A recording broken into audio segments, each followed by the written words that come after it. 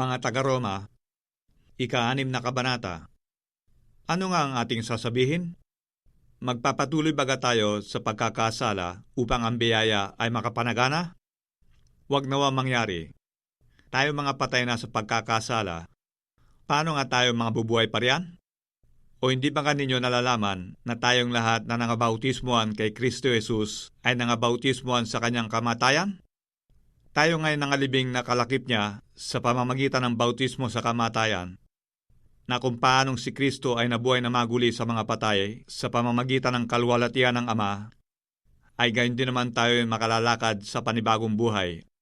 Sapagat kung tayo nga ay naging kalakip niya dahil sa kawanggisan ng kanyang kamatayan, ay magkakagayon din naman tayo dahil sa kawanggisan ng kanyang pagkabuhay na maguli, na nalalaman natin na ang ating datihang pagkatao ay kalakip niyang napako sa krus, upang ang katawang salarin ay magiba, at nang sa gayo huwag na tayong maalipin pa ng kasalanan, sapagat ang namatay ay ligtas na sa kasalanan.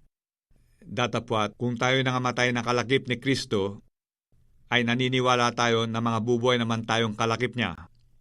Na nalalaman natin si Kristo na nabuhay na maguli sa mga patay ay hindi na mamamatay. Ang kamatayan ay hindi naghahari sa kanya, sapagat ang kamatayan na ikinamatay niya ay kanya ikinamatay na minsan sa kasalanan. Datapwat, ang buhay na kanya ikinabubuhay ay kanya ikinabubuhay sa Diyos. Gayon din naman kayo, ibinilang ninyong kayo tunay na mga patay na sa kasalanan, ngunit mga buhay sa Diyos kay Kristo Jesus. Huwag na maghari ang kasalanan sa inyong katawang may kamatayan, upang kayo magsisunod sa kanyang mga pita. At huwag din naman ninyong ihandog ang inyong mga sangkap sa kasalanan na pinakakasangkapan ng kalikuan, kundi ihandog ninyo ang inyong sarili sa Diyos, na tulad sa nangabuhay sa mga patay, at ang inyong mga sangkap na pinakakasangkapan ng katwiran sa Diyos. Sapagat ang kasalanan ay hindi nakapaghahari sa inyo, sapagat wala kayo sa ilalim ng kautusan, kundi sa ilalim ng biyaya. Ano nga? Mga kakasala baga tayo, dahil sa tayo wala na sa ilalim ng kautusan, kundi sa ilalim ng biyaya? Huwag nawang mangyari. Hindi ba ninyo nalalaman na kung kanino nyo inihahandog ang inyong mga sarili na pinakaalipin upang tumalima at kayo mga alipin niya ang inyong itinatalima, maging ng kasalanan sa ikamamatay, maging ng pagtalima sa ikapagiging matuwid?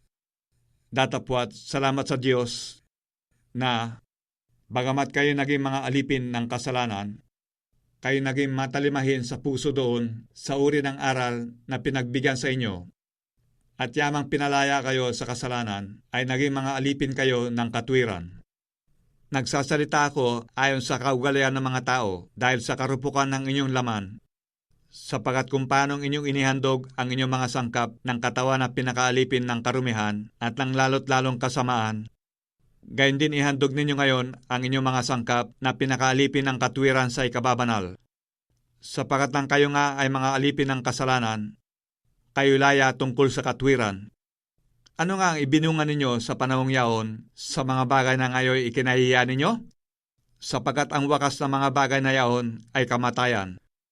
Datapwat, ngayon mga laya na kayo sa kasalanan at naging mga alipin ng Diyos, kayo ay mayroong inyong bunga sa ikababanal, at ang wakas ay ang buhay na walang hanggan, sapagat ang kabayaran ng kasalanan ay kamatayan. Datapwat, ang kaloob na walang bayad ng Diyos ay buhay na walang hanggan kay Kristo Jesus na Panginoon natin.